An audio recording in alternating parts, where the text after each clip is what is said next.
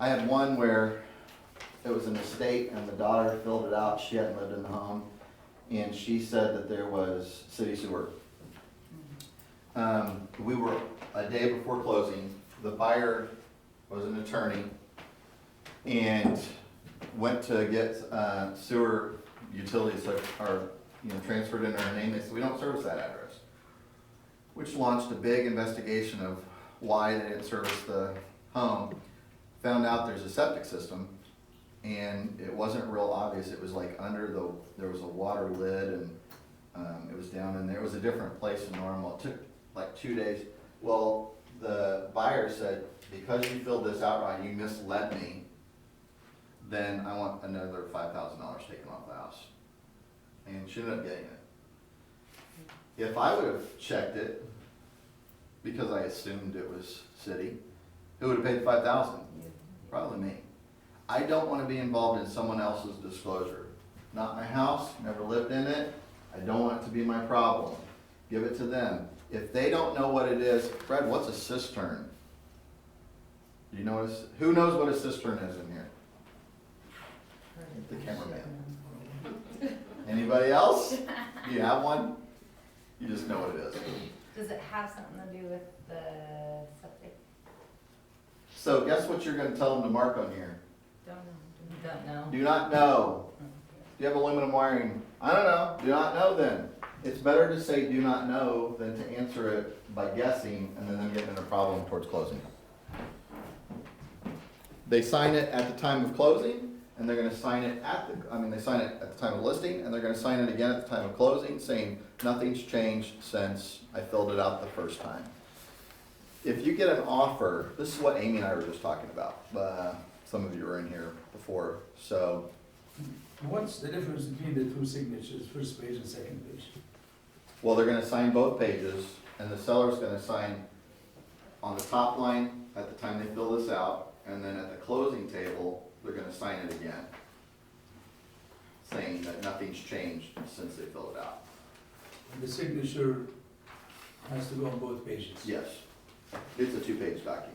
So, a couple things happened to me recently. One, an agent called me and said, hey, I just wanna make sure I'm doing this right. The buyer's agent said we should have disclosed it. What happened was, the buyers of our listing went to get insurance, or somehow they found out there was a major insurance claim. It's like an $800,000 property, and it was a $70,000 claim. So the basement had flooded or something, and those can get pretty pricey when you do the restoration and get all the new stuff put back in.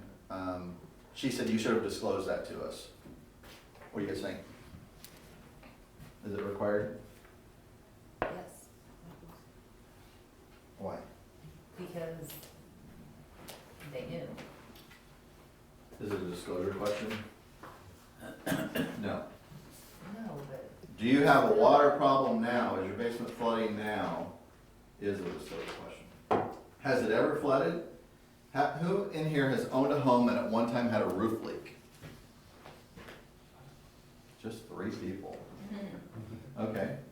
Well, sure, I've had roof leaks. You call the roofer and you say, hey, where is it? Oh, it was a little piece of flashing, or you needed this, or you're missing a shingle. It was fixed. Do I have to disclose that?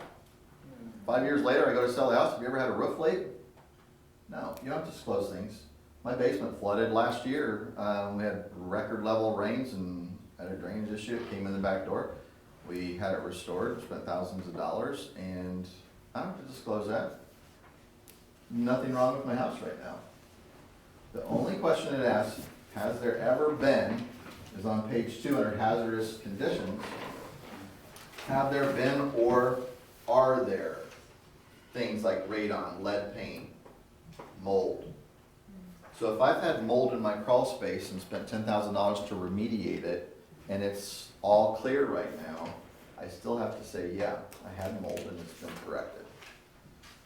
Okay, so you'll get a seller say, well, there was something that I had, and I spent some money, and they're trying to get you to agree with them to not put it on there. We sell all kinds of houses that have had mold and radon, and it's fine, you just have to disclose it. Never help them not disclose something. If you have, so this was what we were talking about earlier, so there's this house on the market that had been under contract, they did inspections, they found a bunch of stuff wrong with it, including mold throughout throughout the crawl space. It's back on the market with another agent. So I had a buyer that I showed it to, they were interested in it. I knew it had pended before, so I called the agents involved in that pending and said, what happened? Well, they couldn't come together on an inspection request, so I got a copy of the inspection report and the estimates for repair. There's obviously lots of mold in there. So I asked the new agent, I said, can you send me the seller's disclosures? Nothing's disclosed on there, okay? She doesn't know that I know all that stuff. And my buyer's now no longer interested in the property, so I'm not gonna spend any more time thinking about it. But that's a problem. For who? For the seller, the agent, and. Well, for sure the seller. If the agent knows about it, it's a problem for them too.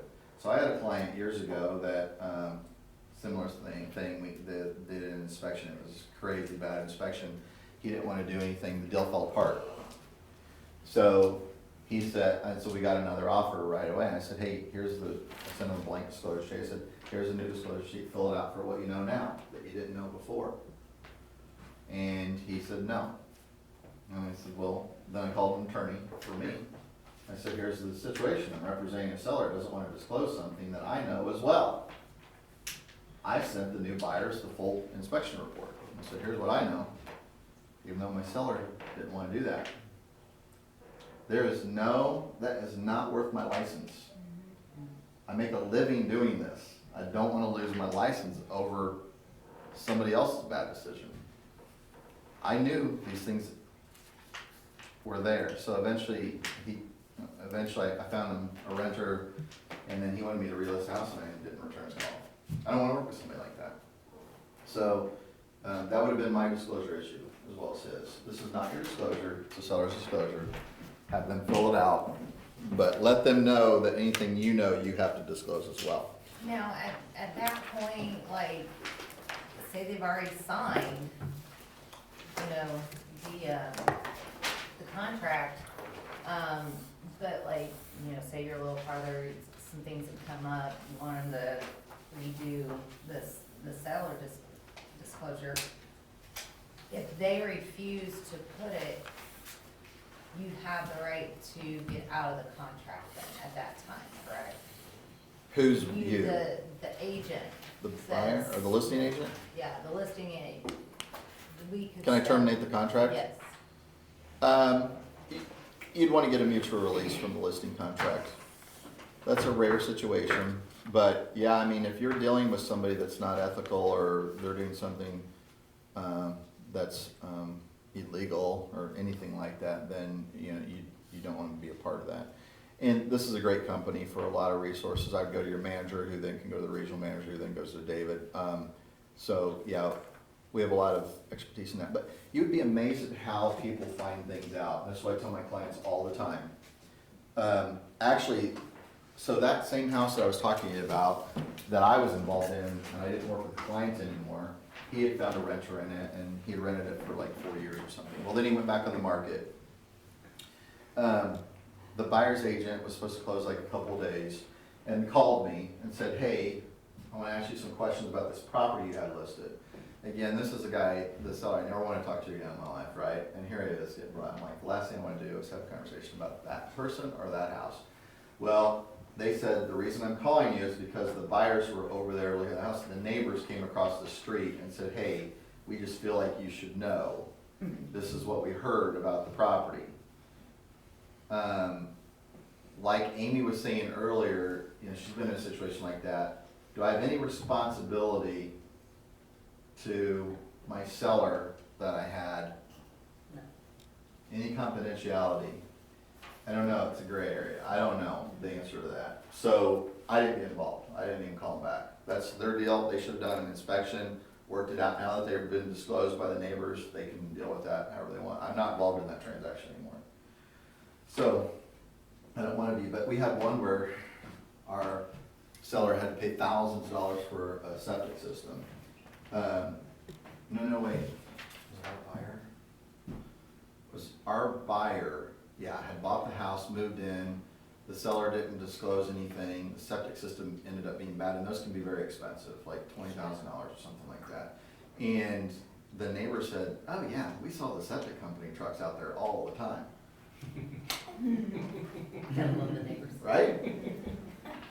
And they're not doing anything wrong, they're just telling, stories that they know. So, ended up calling the company, and the sellers had given a receipt that said it was on a letterhead of a sewer company, it said all good. And, my agent, the buyer's agent, found the person that did the invoice, and that all good was written in after the fact, not by the septic company. So the septic guy got on video, on camera saying, I didn't write this. And he had a copy of the one where it wasn't written on there. And then he passed away in the middle of this. So we had him on video, but it gets so complicated, and the seller thought they would get by with something that they shouldn't have, okay? You don't wanna get involved. So anyway, seller estimated proceeds, very, very important that you guys do net proceeds to your sellers at a couple different times during the transaction. One is at the time of the listing. Somebody might not sell houses all the time, might be their first sale, they don't understand the expenses involved in selling it. You wanna make sure that they have enough money to sell the property at the price you're listing it at, or at the price you think it will sell. So I've given you an example, there's all kinds of net proceeds forms out there that you can use. I use one by Fidelity Title. They give me an account, and I like this one, it has 3 columns. So I always put in, like on this one, this is a real example of what I'm listing this week. We're listing it for $320,000. So I'm gonna say, hey, if we sell it at $320,000, here's what you're gonna net.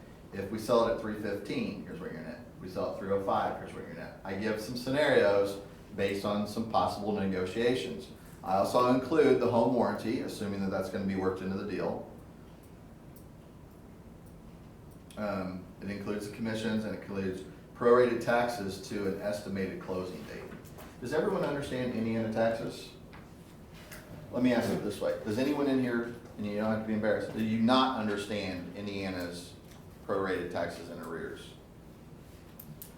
It's complicated. Try to understand that, because your clients are gonna depend on you to explain it. But, so, we're in 2019, none of us have paid our property taxes for 2018 yet. May's payment this year will pay for the first 6 months of last year.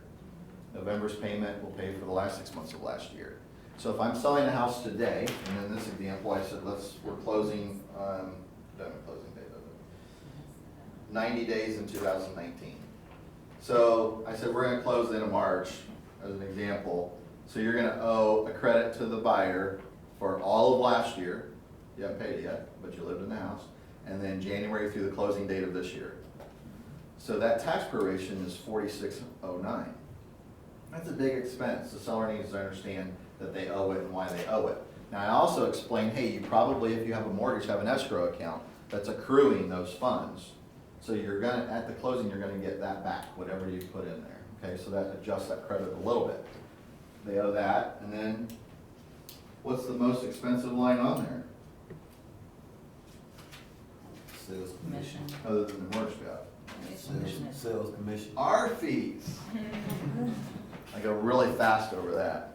I talk about prorated taxes for 20 minutes. I said, and then you have professional listing fees. And then we go into the title fees.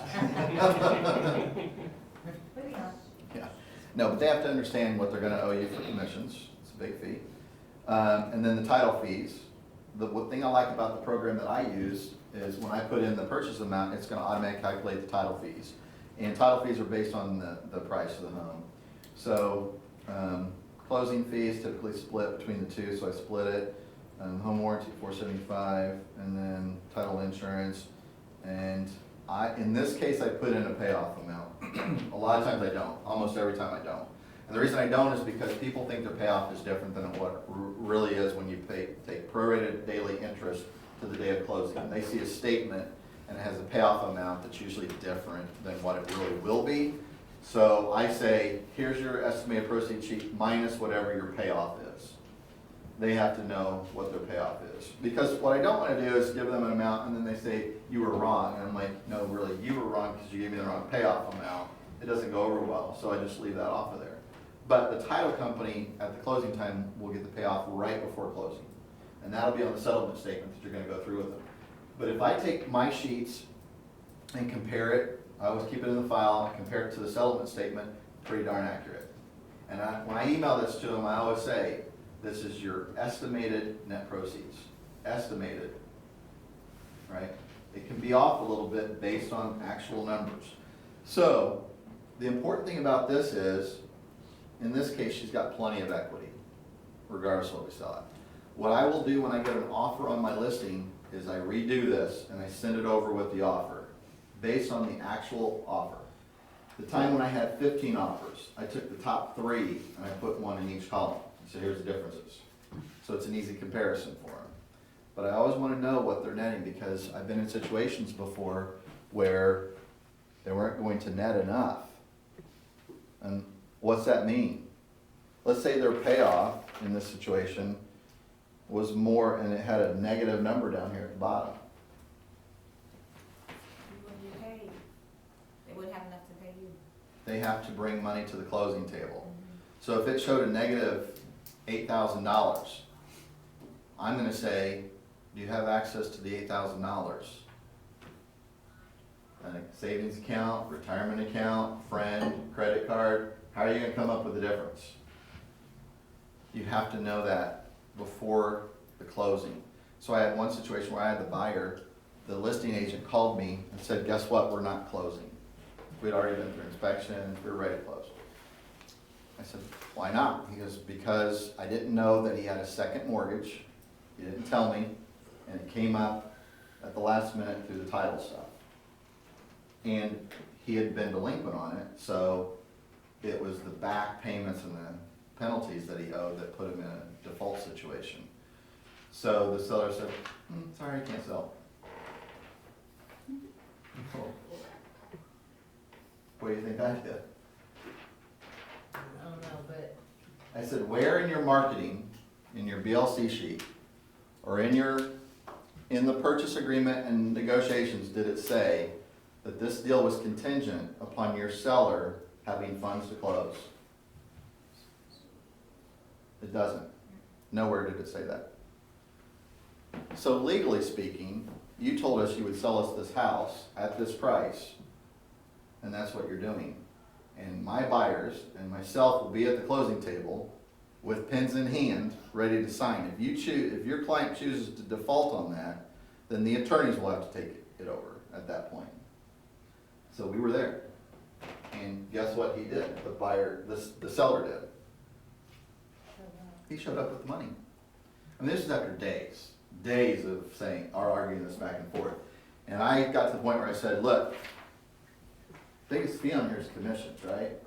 I said, you took the listing, you didn't know your seller's situation, you got us into this contract, sorry, but you might not make any money off of it.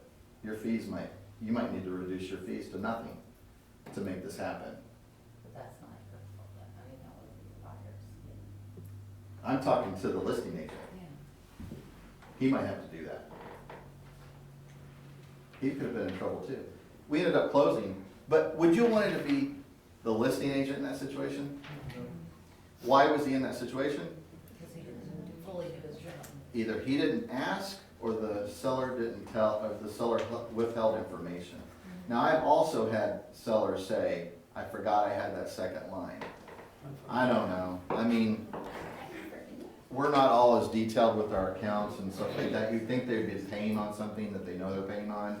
But when you look at title work and you look at mortgages, whatever the mortgage is taken out for, do you understand what a second line is? A home equity line? So it's a open line of credit. So I could get a home equity line for $100,000 and not borrow against it. On my title work, it's gonna show that I have a $100,000 line of credit. That doesn't mean I owe $100,000. So you can't look at title work and understand, oh, they have, this debt. It doesn't show you what that is.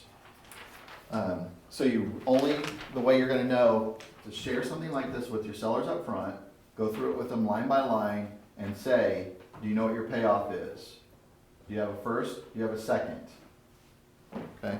I just want to say something. I know of a situation where, a person that happened to someone, but it wasn't a second mortgage. They had did a modification, Mhm. and it didn't come up and they paid off. There was some stuff going on during the recession where, I had one of those too, and it was like, there was a penalty, like a 50,000, or they owed it back. Right. It was it was kind of like a gift or a grant, but if they sold within so many years, they owed it back. And then that same thing happened to us where they owed $50,000 and they didn't understand it. The seller didn't think they owed it back. Right. Yeah. That one was, so all these things I'm telling you, you don't want to have those stressful days and weeks negotiating through something like that. Sometimes we're only going to know what our clients tell us. And if they don't even understand their own financial situation, then sometimes it's going to come into play. We couldn't sell a house, they didn't have the money. Now, do y'all know what a short sale is? Fine. Oh, Short sale. It's where the seller owes more than what the house is worth. So in the recession, I said, when I got into business, I said, I'm never gonna do short sales, I'm gonna let other people that wanna do those. They were complicated, they took months, and I just didn't like them. Well, then I became short sale certified. I'm a short sale certified specialist. I had to. They were hitting every neighborhood, every price point, and we were doing a ton of them in the recession because values had went down. People had overborrowed on their houses. So what we did was we went to the bank and we said, look, will you let us sell this house for less than what the seller owes you and write off the difference? And they did a lot of them, but they were complicated and they had to be approved by the bank. So if you do a net seller's proceeds sheet and it shows they're $10,000 short and they're in a hardship situation, they've lost their job, they have no savings account, nothing to help them with that, then you talk to them and say, well, do you still want to sell the house and go to the short sale situation? Well, we're gonna talk to your lender, we're gonna fill out this paperwork, give them a letter, and get them to approve selling your house for less than you owe. Then that's what we do. So you can still sell a house in that situation, but it's gonna be a short sale. And there's a short sale addendum that I included in your paperwork.